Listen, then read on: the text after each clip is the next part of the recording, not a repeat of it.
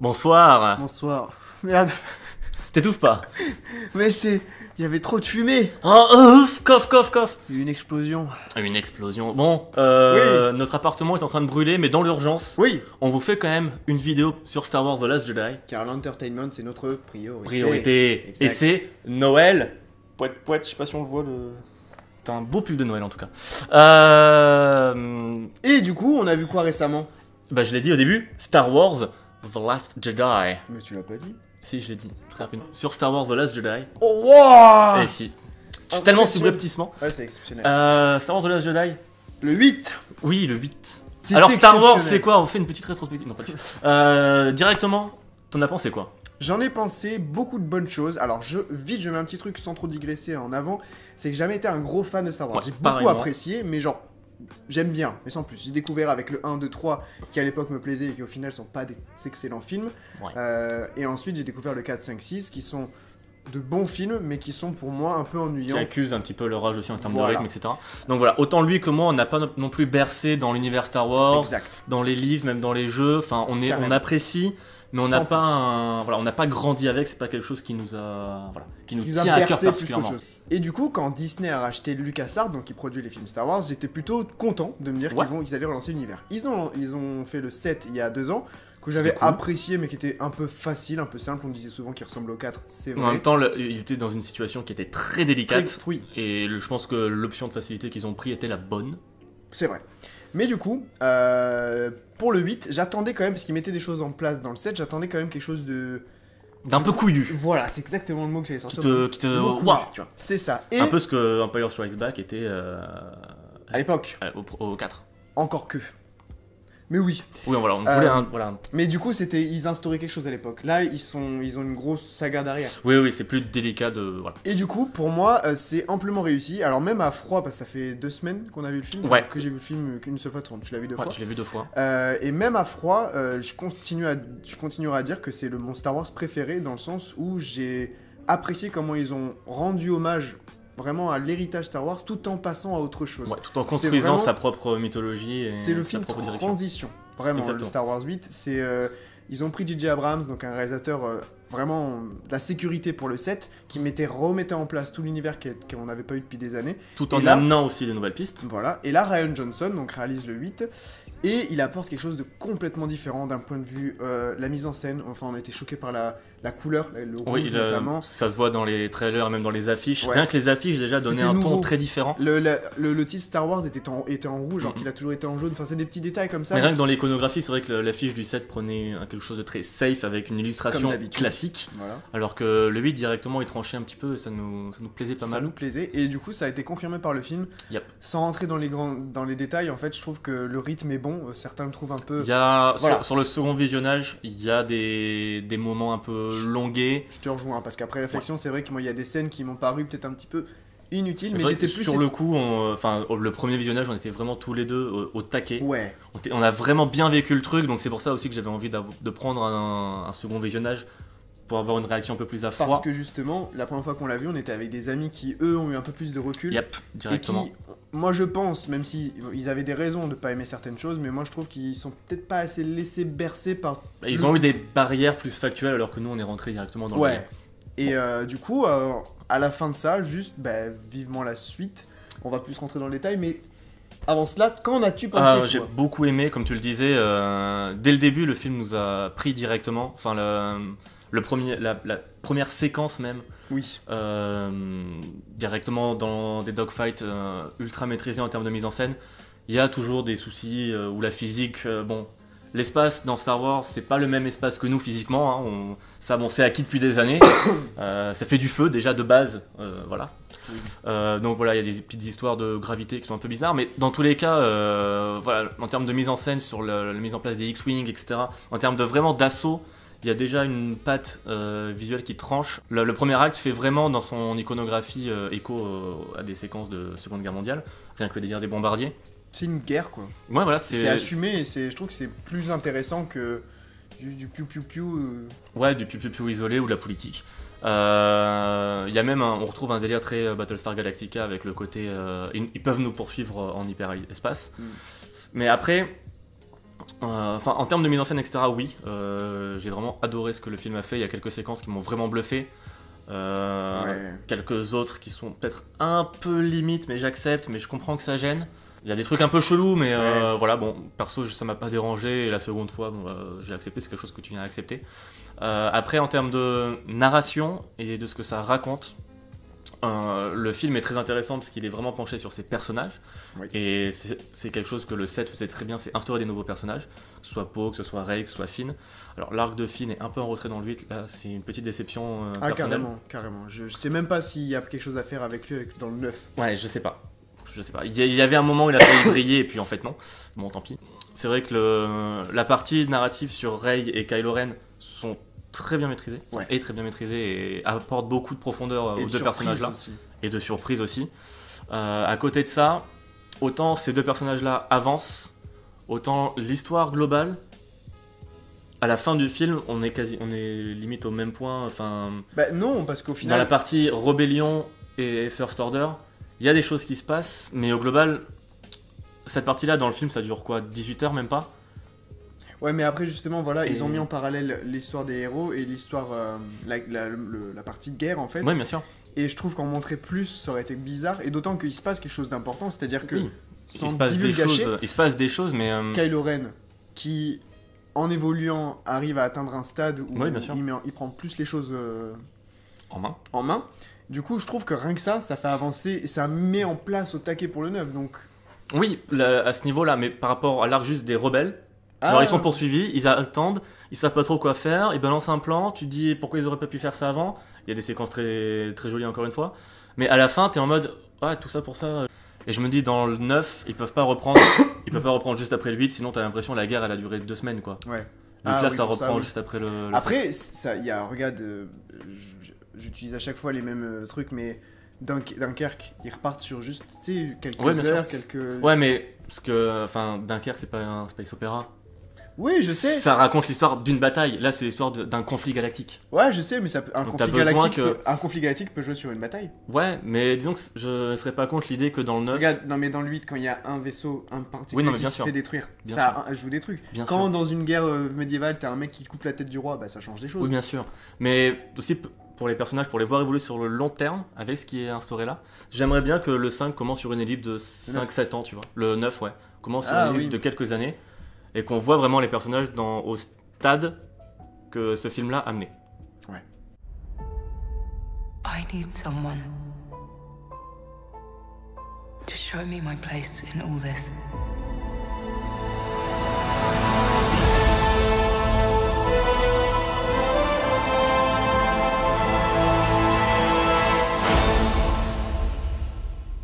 Après niveau personnage, ouais, d'autres... Si, les personnages de l'ancienne trilogie, donc Luke et Leia. Ouais, Luke et Leia.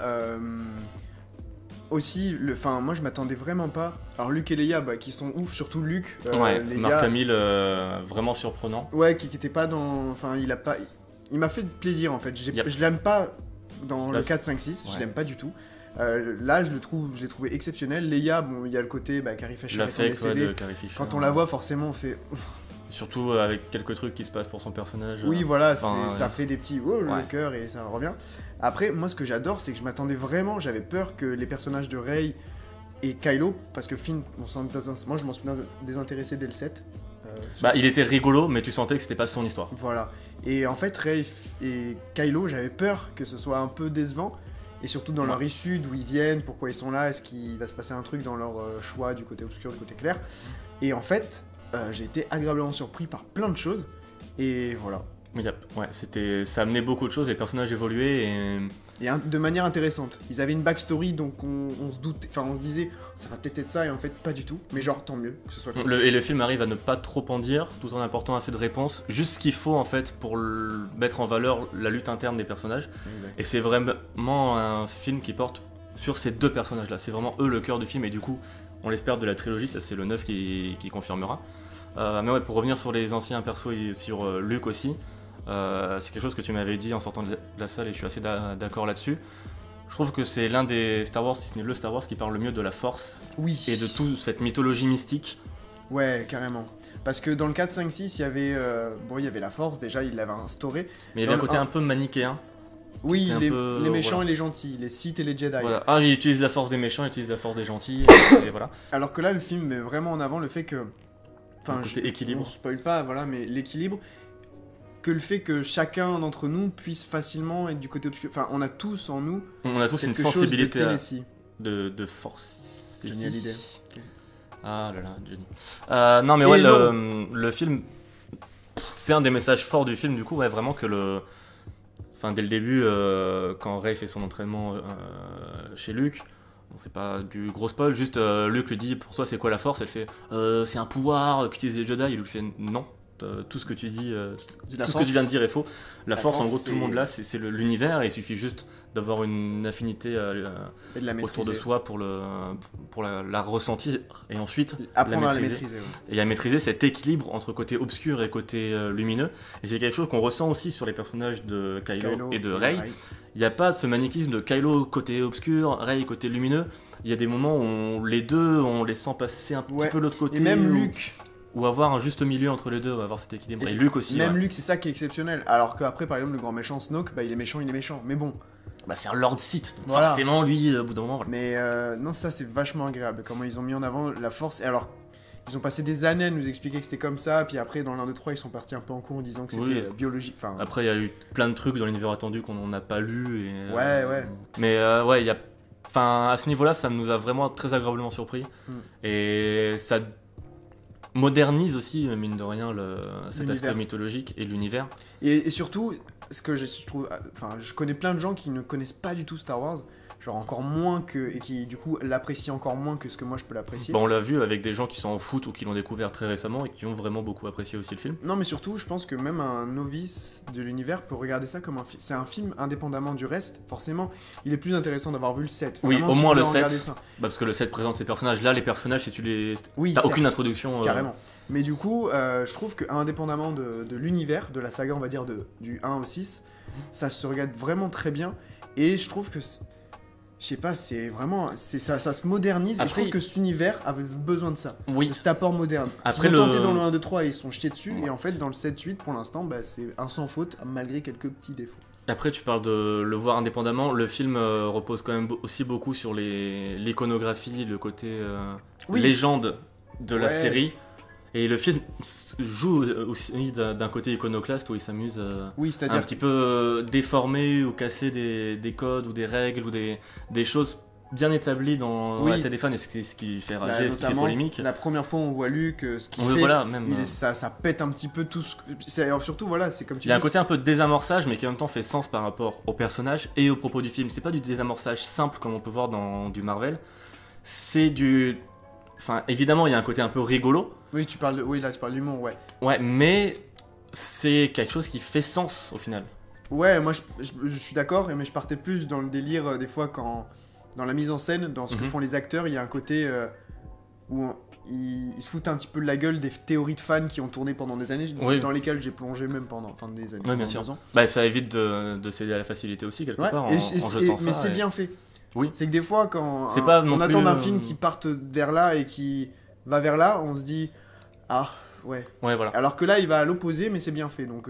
Yep. Il prend les risques qu'il faut pour. Exact. Alors après, on peut le voir comme de la désinvolture ou. Des limite, fois, mais c'est gentil, Parfois, c'est bien fait. ouais, donc, parfois il y a un petit côté un peu. Ouais, alors, allez vous faire foutre. Mais globalement, j'ai vraiment la sensation que c'est ce qu'il voulait raconter. Le film est écrit et réalisé par Rian Johnson. D'autant que voilà, lui. Et il va réaliser sa trilogie après. Donc Ouais, c'est ouf. il y a aussi un côté note d'intention pour la trilogie qu'il va faire après. Mais d'autant qu'il a vraiment une patte d'auteur, c'est-à-dire que il a voulu faire quelque chose. Il y a plein de gens qui vont gueuler sur ce qu'il a fait, forcément. Mais enfin, c'est le principe d'un film. On le donne l'éclair à un auteur ou pas. Hein. Des fois, il y a des yes man qui font Oui, ce bien que le sûr. studio dit. Mais là, j'ai l'impression qu'on lui a laissé faire des choses, qu'il les a fait. Ça plaît au studio qui lui donne 3 films derrière. Yep, Franchement, c'est feu. fort. Hein. Non, mais Ça ouais, passe bien. Moi, s'il va faire, il va peut-être faire des trucs qui vont me saouler ou qui vont me dire ah j'aime pas ça. Mais je préfère me dire je fais confiance au gars. Il fait les 3 films après et je rentre dedans en fait. Parce que là, complètement. genre moi, je suis rentré dedans. On est rentré dedans complètement et comme tu disais, il y a certes des petits défauts, mais au final, le mec a voulu raconter quelque chose, a voulu raconter ce qu'il voulait raconter d'une certaine manière. Il l'a fait, ça se ressent dans le film. Et Tu sens que c'est ça, un en film fait. qui est drivé par une direction créative, Et rien que visuellement et dans ses thèmes, et ça se tient. Et tu peux trouver des défauts voilà. sur des faits, des trucs mécaniques, Mais tu l'oublies, t'arrives à accepter, à dire. Personnellement, ok. on a réussi à accepter ça Voilà. parce que dans le tout, le C'est film propre. formait un tout propre, cohérent et qui nous a aussi touchés. J'ai rarement été aussi touché et Ouais. sentimentalement, émotionnellement.